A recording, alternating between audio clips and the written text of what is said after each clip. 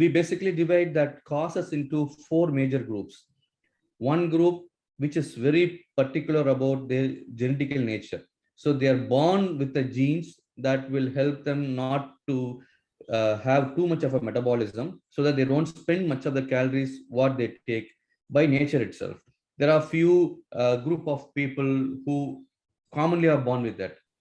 And what happens with them is the metabolism goes down. So whatever calorie they take, most of them are saved, and slowly they start gaining weight. There are some 203 genes which are responsible for this, which is one.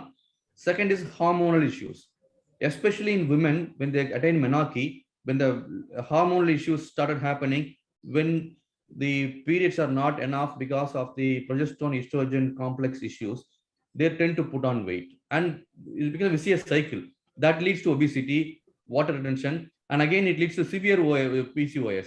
So it becomes a vicious cycle for those people. And of course, young guys who doesn't have much of an activity and indoors with so much of games around. So these girls and boys don't play much around, always indoors, having a lot of junk food, all those things, poor lifestyle makes them obese very early. Once you become obese as an pediatric age group, 90% chance you are obese as an adult. The third is the diet factor. I put diet factor the third. People all think that diet is the most important reason for obesity.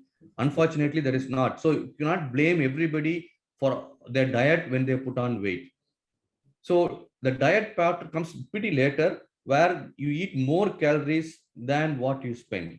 There are 20% of the population only have a diet issue as an issue of obesity. The rest 80% have other reasons, either the genetical or a hormonal reason, or the fourth reason will be because of some kind of diseases or injuries or medications requiring steroids and other therapies where they put on weight. That also again is not in their hands. So out of 4 main causes, we always say only one is in your hand, that is the diet pattern. And of course we say a good diet and a good exercise will always help. Yes, will always help. So we'll categorize this into 4: genetic, hormonal, lifestyle, and diet. So with all these 4 together, we analyze how the patient can be treated once the obesity cause is identified.